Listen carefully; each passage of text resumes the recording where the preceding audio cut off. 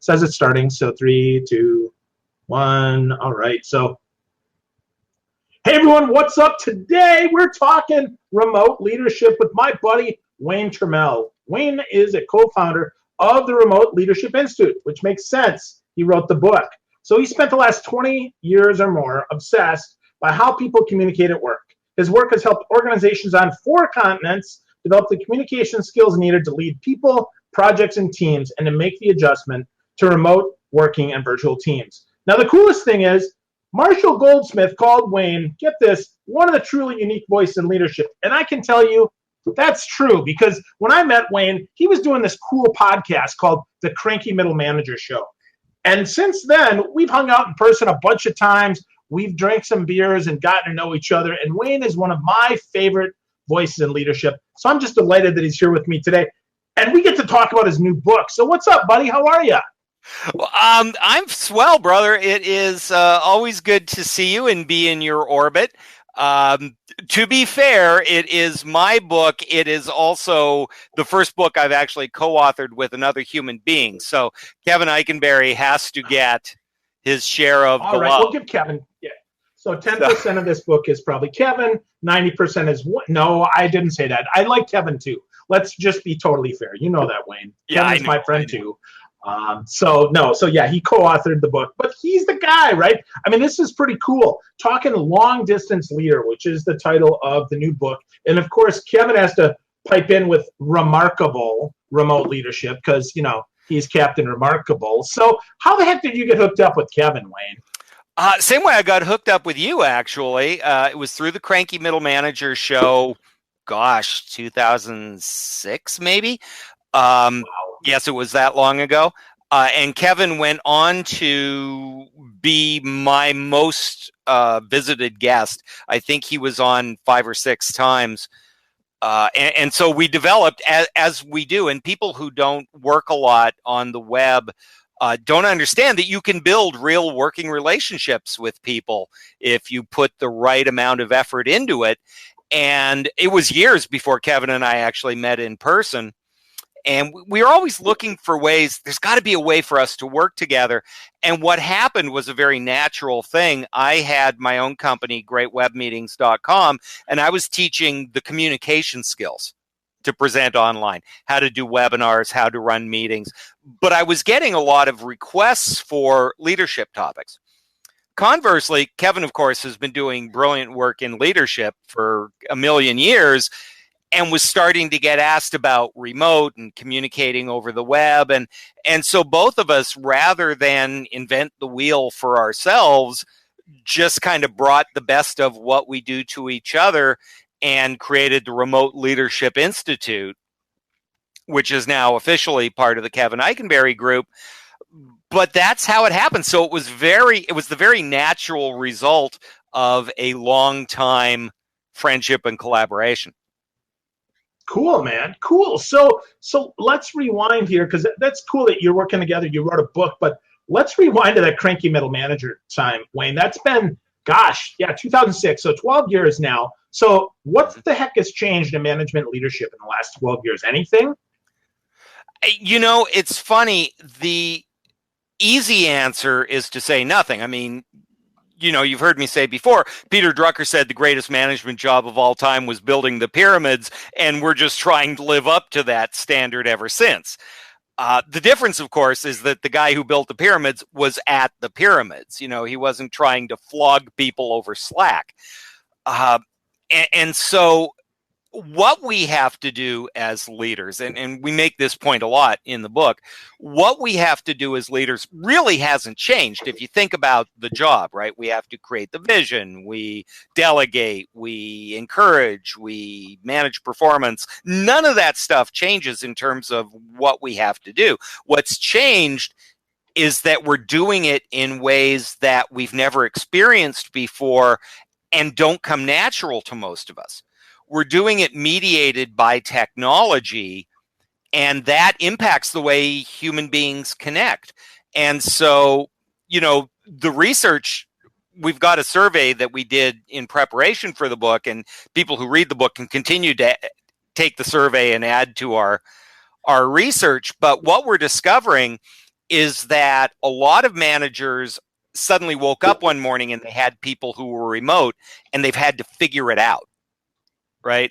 And so they're getting it done kind of by brute force. Our numbers show that, only 25% of managers worry that people are working when they can't see them. That's not the big challenge.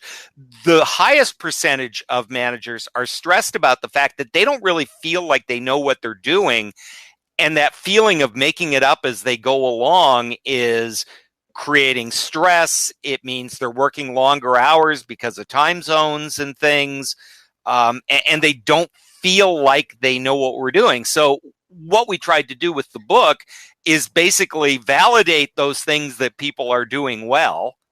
And there's a lot, and help them understand what's going on so that they can get some mechanisms to feel more grounded and confident as they try to lead their people.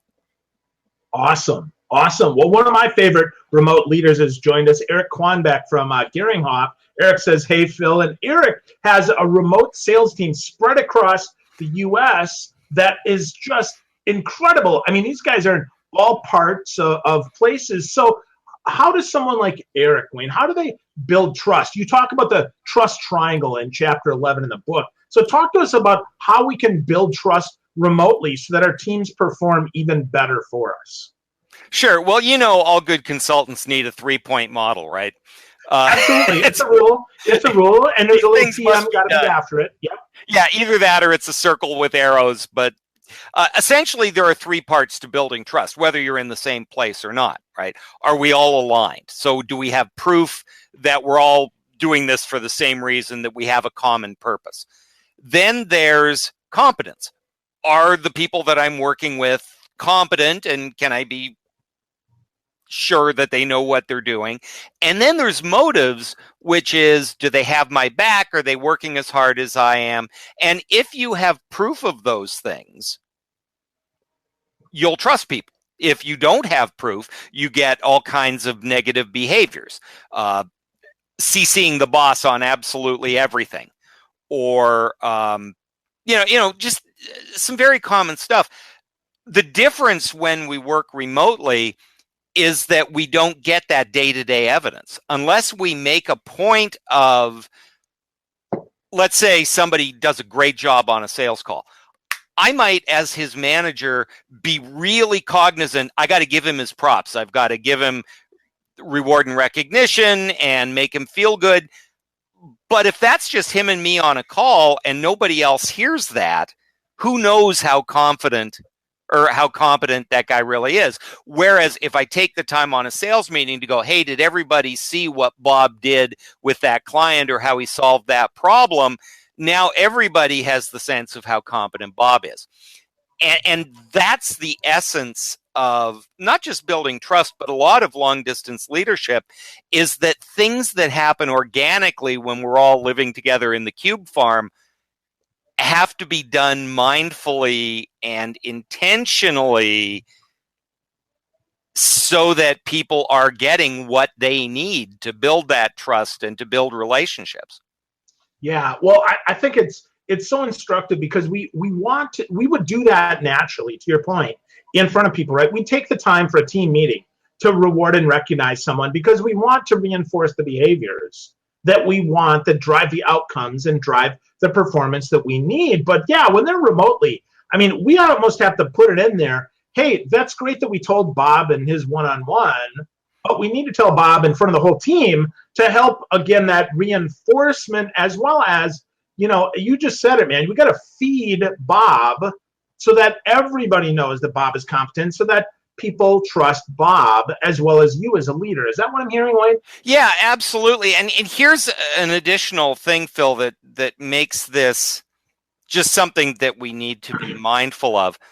And that is that one of the paradoxes is when we're remote, we need more of this, right? We need to see how smart everybody is. But there's a tendency when we're on a Skype meeting or a conference call, let's keep it short, right? We're not going to talk about anything that isn't absolutely critical so people can get back to work. And Yes, that's true. And so you're doing this from a place of trying to be respectful. But there's two things. One is the notion that the meeting isn't part of the work, that it's somehow separate. But the other thing is that communication on a virtual team very often becomes transactional. You get real good at data transfer, but you don't take the time to do the things that build relationships, that build communication. And so things like sharing Bob's successes becomes one of those things that takes too much time. And so let's just get our status reports and get you guys back to work. Oh, wow. Yeah. So we have to be more intentional to kind of transfer the culture and the relationship. Is that right? Well, culture is a fascinating thing because it sounds very HR and touchy-feely, and a lot of people treat it that way. But truthfully, culture is just, this is how we do it here, right? And you either have a culture that you build intentionally or one gets created on its own. And you can never quite be sure what that is. Right. So if you want a culture where people depend on each other, for example, if you really want a team selling approach and you want people to feel free to reach out and talk to that other person and ask them what they're doing, you need to enable the mechanisms and put the processes in place that people feel comfortable reaching out. They don't feel like they're interfering. They don't feel like they're going to be looked at as stupid if they ask for help. Those things are the leader's job to help create those processes and those conversations. Yeah, absolutely. Absolutely. So that's the leader's job. So what are some of the things that get in the way for remote leaders, Wayne, and might not get in the way for someone who has an in-person team? Well, I think there's a few things. One is out of sight, out of mind. Right? We tend to be consumed by what's in front of us and what's burning at the moment. And there's a temptation, and this comes from a good place where I trust my people. I trust that Phil is doing a good job. I'm a grown-up. He's a grown-up. If he needs me, he knows how to find me. So I'm going to leave him alone to do his work. And that's a good thing on one level. But on another level, Phil can start to feel isolated or frustrated or, oh my gosh, I don't really know what I'm doing, but I don't want to look like an idiot, so I'm going to keep plowing through until, he has one of these, what I call the Wile E. Coyote moments. Remember as a kid, right? The coyote would run off the cliff and he wouldn't even know it until he was way out there. And that, yikes. And that happens when we work remotely. We're trying to be self-contained and we're trying not to bother anybody and we're trying to do a good job. And we've gone off the cliff and don't even know it until it's too late. The other thing is that everybody has their own level of need. I'm going to tell a story on me about this. Kevin, as you can imagine, is very good about coaching his people, and he's very good about setting up one-on-ones and team meetings, and we have a lot of scheduled communication. And we use the webcam, and it's done very richly, and it's terrific. However, Wayne is a neurotic, needy human being, and I need short amounts of contact. So here's the difference. Every morning, I send Kevin a Slack message, hey, how's it going this morning? Anything I need to know? He says, good morning. Did you see the game last night? Just 30 seconds of phatic conversation followed by, no, I'm good. And that's all I need. I've had contact. I've checked my assumptions that this is my goal for the day and there's nothing new going to happen. And then I'm fine and I don't have to bother him the rest of the day. But if I don't have that 30-second check-in, I always feel like maybe there's something going on. I hope I'm working on the right stuff, whatever. It only takes 30 seconds of keyboard to talk me off the ledge and get me back to work. But that's my work style. There are people that he has to talk to more frequently. There are people that he never talks to at all unless they really need something. So you have to have kind of the team level, you have to have a strategy and a plan. And then you have to bear in mind that people are still people. Yeah, absolutely. You using Slack, that's fascinating. That's one way that I've not heard of using Slack, but it makes so much sense to me, Wayne. And that is quite simply the quick check, right? The quick check in, the quick humanity. But I like that it wasn't just transactional, it was relational, right? And I think that's so often missed because data is data.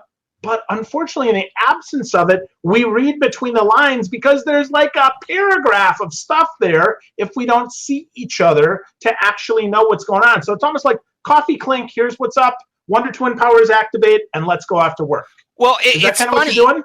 It's funny because I have grown to be much less of a tight sphinctered old white guy. And here's what I mean by that. When Skype for Business came out, they have like 50 emoticons in the chat feature. And I'm an old white guy. I'm like, what are they doing? This is business. What is it with the thing and the thing? But what I realized is that emoticons and Slack allows you to use Giphies. Yeah. And things that at the beginning I refused to use because this is business and I'm an adult and, people should be serious.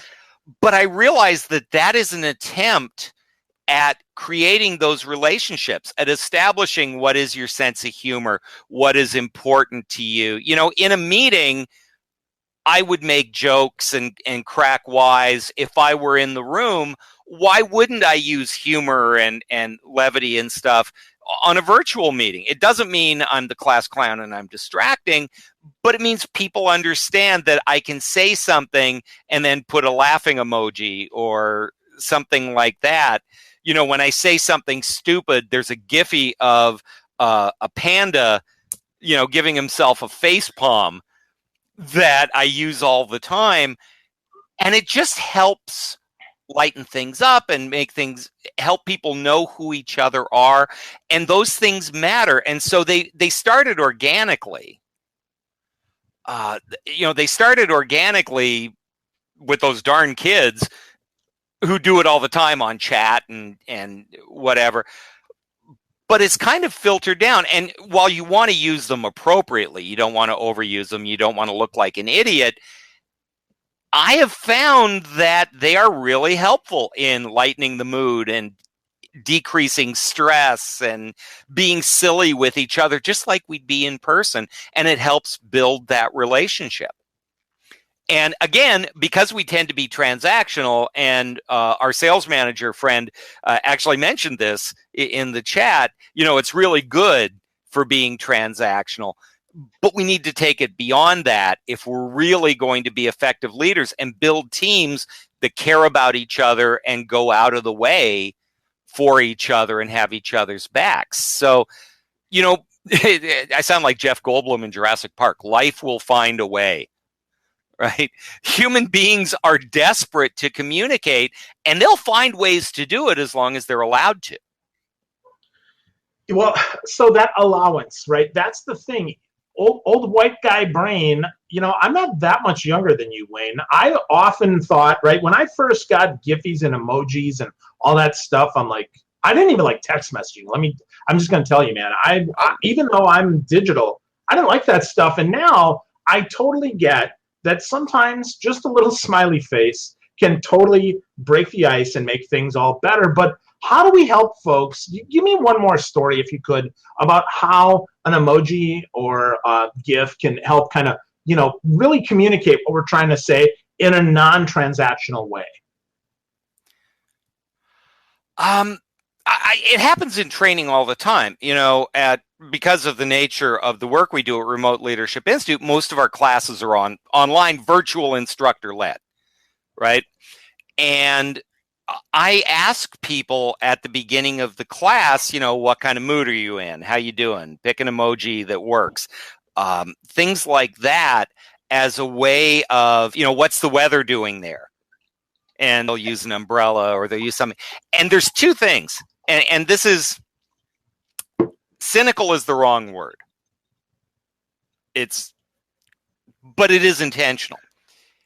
One of the things about virtual meetings, for example, is that people say, oh, it's really hard to get people involved. It's difficult to get people to take part.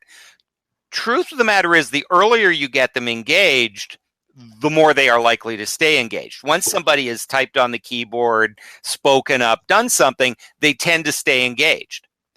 And so by getting people to participate very early on something that isn't a big deal, that doesn't seem like a big deal, but is kind of fun, and you can make fun of whoever's dealing with the rain or the snow today, they're engaged, and then you can keep them engaged. Instead of they log on, they sit there passively for 40 minutes, you say, so any questions? And it's crickets and tumbleweeds. So it's a great way it's the equivalent, if you will, of if we were all in the room, my eyes are scanning the room, I can see who gets it, who has a question, who's bored, who I've completely lost. When they're using the Giphies and the chat and the emojis and all that good stuff, it isn't necessarily a distraction or off topic. It's actually very much the topic. Now, you don't want it to get ridiculous. You don't want people being, unprofessional and that kind of stuff. But it is a way of communicating and doing business. Well, and something that you didn't say, but that made sense, that I kind of drew from that, is much like it's the leader's job to pay attention in the meeting, it's the leader's job to kind of help people engage remotely by offering kind of an icebreaker, if you will, to spend the first few minutes going that way. Or better yet, if you can, show up a little bit early to get through that so that people get an opportunity to connect maybe one-on-one in ways that they couldn't otherwise. Yeah, I think you make a good point. Now, part of the problem, of course, is that people are overscheduled, right? And so they finish one meeting and they join the next one. It's not like they have a lot of time, but one of the things that I do with leaders a lot is when they say, oh, my meetings aren't productive and this and that, I go, well, let's look at your regular meetings. What happens? Well, I'm in the room a couple of minutes early. People start filtering in and they see each other. You go, oh, Alice, I meant to ask you about that. Or, Tracy, how was that thing? Or, Bob, did you get that report done? You have those kind of quick conversations because you see them and that triggers something either conversational or business oriented or whatever, but there's that couple of minutes beforehand where that happens before the actual meeting starts. I really encourage that. If it's my meeting, I try to be on 10 minutes in advance. I encourage people to log on.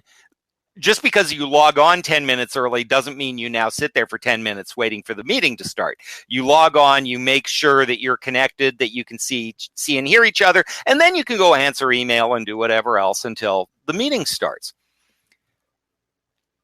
But you want to create that same casual conversation. I get a little tight sphinctered at the word icebreaker. Because it always reminds me of these meetings or trainings that I go to. If you were a tree, what kind of tree would you be? And it just makes me insane, right? That kind of touchy-feely stuff makes me crazy, right? Yeah. And it doesn't mean, though, that you don't want to have those conversations. It doesn't mean that you don't want to relate on a human level with people. And it doesn't have to take a lot of time. But a simple, hey, what's going on there today? What's one thing, as everybody says hello, what's one thing you want everybody to know? And maybe it's, I'm behind on this project, or maybe it's my kid made honor roll, but we get to have those conversations. Yeah. Awesome. I think it's funny that we're friends and you don't like the word icebreaker, but I gotta tell you, man, we gotta break the ice. I think we're just naturally maybe a little bit more okay with just having conversation. Some people need someone to kind of chip that away, man, and kind of force the conversation. Well, That's a really good point, Phil. And I think this is something that I'm learning as I've done more of these things and spoken at conferences leading up to the launch of the book. There is a huge disparity in people's comfort level with this. I was just at a conference in Guatemala, of all places, where people said, well, you know, Wayne, most of what you're talking about, we already do. Our company's 100% virtual and everybody works great. And we do this naturally. And I don't understand what the big deal is. And then you talk to other companies, more traditional companies, where people are melting down over the fact that they have to use Slack. And there's a gap in people's natural inclination to do this. And I think some of it is demographic. I think that the digital natives tend to skew a little more comfortable with this, but that's not universally true. And a lot of people, just because they're good at the technology, doesn't mean they can communicate worth a darn. But I'm just shocked at the gap. You know, I talked to the CEO of a software company who's 100% virtual, and he does a lot of these very intentional things. But nobody taught him to do it. He just went, oh, as a leader, this is what needs to happen, and I'll make it work. So he's kind of, his instincts are insanely good, and so it's going well.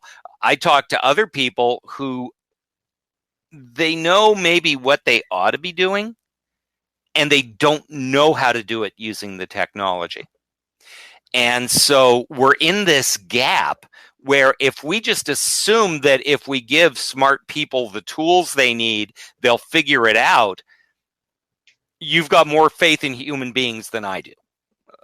Let's put it that way. Well, no, you're totally right. And digital native or not, using them in this way to really boost productivity, to boost teamwork, you know, to do some things, it does take more. I mean, that's where the book comes in. I think you've got a lot of great ideas, a lot of models in here, but also some great tactics, Wayne, which really helps people get to the heart of the matter, which is ultimately take care of people where they are so that they can take care of your customer. Well, you know, right? we have a list of rules. There's not, shockingly, one rule per chapter. Who knew? But the first rule is think leadership first, location second. And what we're essentially saying there is just take a breath, right? Think about first principles, as they would say in Star Trek. What is the mission? And then you can figure out how to use technology, or what approach, or can I just pick up the phone, or should I get on a plane? If you're thinking about that on that level, but that's making a big assumption. Remember that the leadership job is the same as it's always been, but it's not like great leadership is a common thing, right? It's easy to say, oh, it's just like being a leader in the office. But what if you suck as a leader in the office?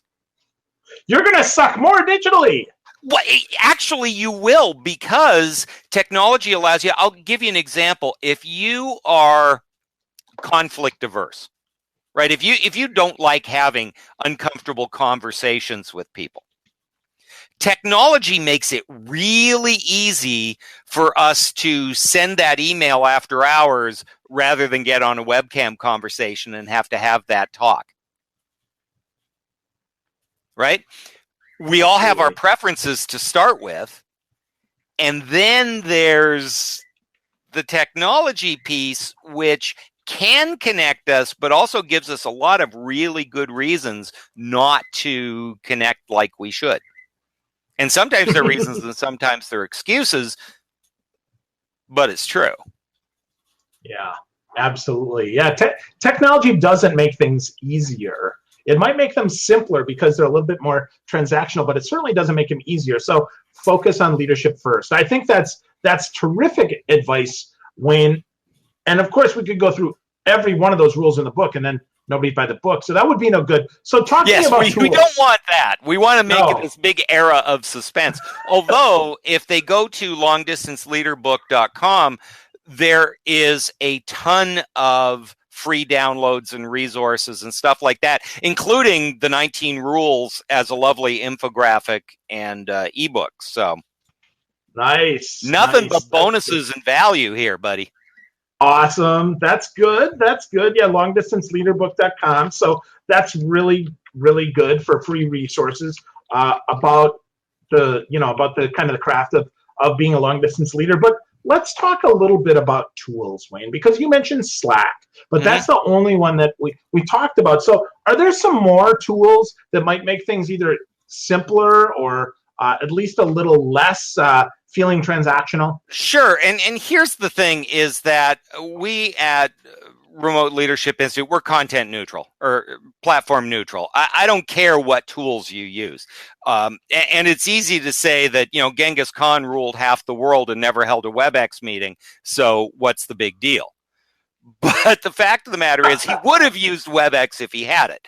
So I think that as a team, again, it goes back to first principles. What is it that you're trying to do? What are the communication needs that you have? But essentially, there are some things. You need synchronous tools. You need easy phone access, or at least audio access, right? Cell phones, maybe you have a landline phone, maybe you don't. Maybe you've got VoIP, so you're using a tool like Skype or something where you can literally push a button and have a voice-to-voice conversation. Webcams are a synchronous tool. Email is not a synchronous tool. If you are typing an email, send it, and then sit around drumming your fingers waiting for an answer, you're using it wrong. Right? Synchronous tools are designed at the same time and place with another human being. Instant messaging has the word instant in the name of it. If you need an instant answer, you don't send an email, you send an IM, because that's a synchronous form of communication. You also need asynchronous communication with time zones and different shifts and 24/7 workplace that we're in. You need a place for email. You need a place to store documents. You need a question and answer forum that people can write answers long after you've gone to bed, and you can get the information you need, or you can share your information with the rest of the team. So a SharePoint, Google Docs, some asynchronous methods of communication are important. So it's figuring out what is the communication that your team needs, and then what are the tools that are going to allow you to do that. And then this is the piece that a lot of people don't follow up on, which is, are we using the right tool for the right job? Or have we just left it to everybody's discretion? So we've got that one person who does everything by email, and that other person who, is sending instant messages 40 to a minute. And then you've got that person who just constantly has their DND on, and you can't get a hold of them ever. And there's no rules of engagement as a team, because everybody's kind of left to their own devices. So as a team, and we talk about this in the book, the ability to use a simple guidance system for which tool should I use when, which we call richness versus scope. But as a team, you need to think about, for this, for a coaching call, ideally we'd be face to face. Time, space, and dimension don't allow us to do that. Okay, being on a webcam synchronous call is the closest thing we can get to that, so that's what we'll do. It might be easier and faster to just use a cell phone when I'm in the airport lounge, but that I'm not giving you my full attention. I can't read your body language. You can't see my face as I'm giving you feedback. You want that rich communication. That may not be the tool that you like. It may not be the tool that you want to use. It's not your first instinct, but it's the right tool for the job. And then there's the final piece of that, which is, okay, this is the tool we've got to use. Do we use it well? Some really interesting research around this. It's long known in software circles, 80% of people use 20% of the features. Right? That's just kind of whatever the tool is, 80% of people are going to use 20% of the features. Well, if you've got a tool that is your lifeline as a team, right? Skype for Business or Slack or whatever it is, and you depend on that to make it work, and you're only using 20% of the features, you're putting yourself at a disadvantage. And there was research from MIT Sloan that asked managers, especially senior managers, and this is the higher you go in the organization, the more prevalent this problem is. Are tools like Skype and Slack and all this stuff, are they important? 85% said mission critical, couldn't do the job without them. Great. But only 15% of those managers said they felt confident and competent using those tools. So think about this. We've got this job, this leadership job, which has never been easy, and folks may not feel like they're doing well to start with. Now we're doing it using tools where we might not even be using the right tool for the right job. And oh, by the way, we don't think we're using those tools well. No wonder this feels so crazy. Wow, that's so good. So good. Learn to use the tools, folks, right? Take advantage of the tools and set some guidelines. I think that what you said, Wayne, is so important. We have guidelines, we offer training, we don't assume, and we don't just take the easy way out. We take the best tool for the best type of conversation we have. And if we can't be, I call it belly to belly versus face to face now, right? Because I can't see you like in person, but I can see you this way. Right. So cool, man. So awesome. So if there was one more thing that you wanted to impart to people, either how to get started or a pitfall to avoid or something else, other than obviously buying a copy of the book, right? That's important. People should buy the book, The Long Distance Leader. But what's one other thing, Wayne, that they need to know about being a better long distance leader? One other thing that they should know. I think the really important thing is you have to not fall victim to the dark side of servant leadership. And here's what I mean by that. If you're reading the book, I just saw your face do that thing. Servant leadership is critical, and it's important, and it's positive, and we do it out of love, and we do it for the benefit of other people. The problem is that as the workday expands because of time zones and stuff like that, leaders are working longer hours, they're getting up earlier, they're sacrificing more of their personal time in order to help their teams wherever they are, and we don't take care of our own needs. We become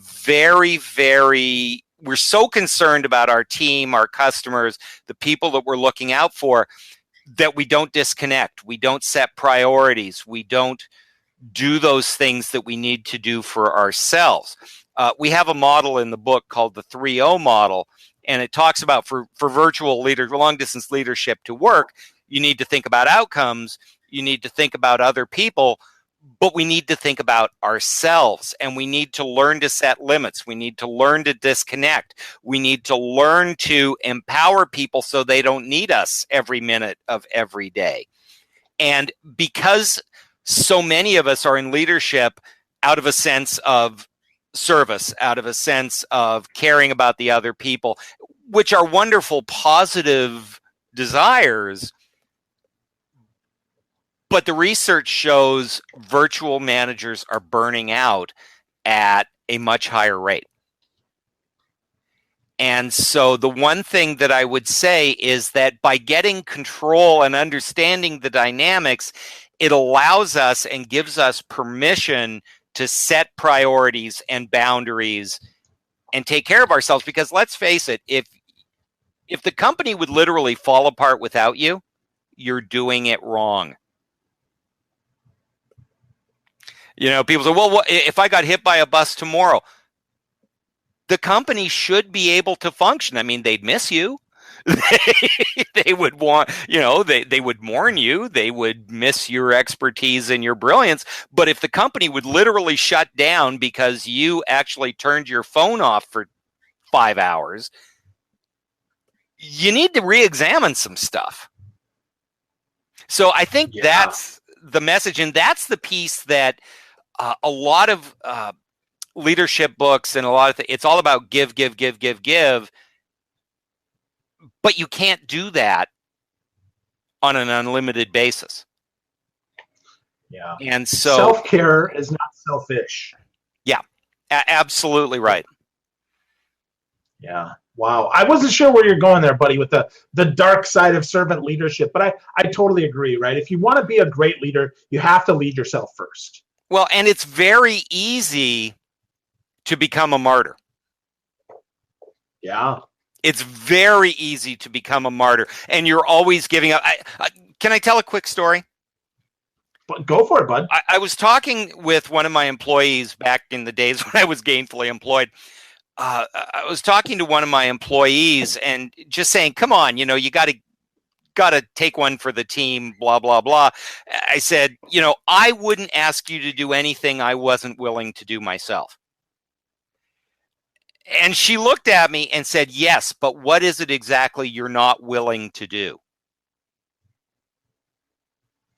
Because I was, spending 24 hours in the air to go to Brazil for a one-day class. I was, beating myself up and not sleeping and doing things. And I was doing it because I was the leader and I wouldn't ask my people to do anything I wouldn't do.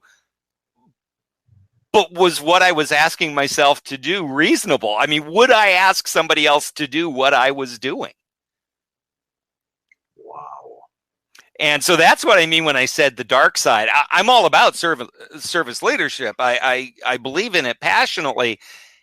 And as with anything, it can be taken to the point where you're no longer serving yourself, which over time makes you useless to the team. Wow. Wow, that's quite a conclusion, dude, and that's really, really powerful. Your 3-0 model makes so much sense to me. I think I have to say, I mean, truly, Wayne, I love you, and all your books, man, are great. This is probably your most useful one to date. There's so much in here. You have so many exercises packed in. You and Kevin Eikenberry did an awesome job with this. I hope you're proud of this book because it is that good, man. Congrats. I am very proud of it. And I think if it is, in fact, the best work I've done, it's because I'm working with somebody and we kept each other on track. We both have our personal preferences and styles. And interestingly, Kevin's style and my style are very different in many ways, although our beliefs are extremely aligned. And so actually the challenge with the book was making it sound like it was one voice and not Kevin wrote this chapter and Wayne wrote this one. So yeah. I'm delighted that you found that. Yeah, absolutely, man. I totally found that. So, and like I said, I'm super excited for the book. So if you're thinking about leadership, right, and it is about leadership first, location second, as your organization adopts a more remote workforce, this is the book for you, folks. The Long Distance Leader, Rules for Remarkable Remote Leadership with Wayne Turmel and Kevin Eikenberry. It's a fantastic book. The link is there. Get a copy and go to longdistanceleaderbook.com. And Wayne said you got some goodies there. And the book launches tomorrow, so congratulations, Wayne, and thank you for making time for us this week during launch week to spend with us. I really appreciate you, buddy. Thank you for having me, brother. Absolutely, my pleasure. So, folks, hopefully you get your copy of the book. You need to get it. It is worth it. This is Wayne Turmel, and I'm Phil Gerbishek, bringing you another fun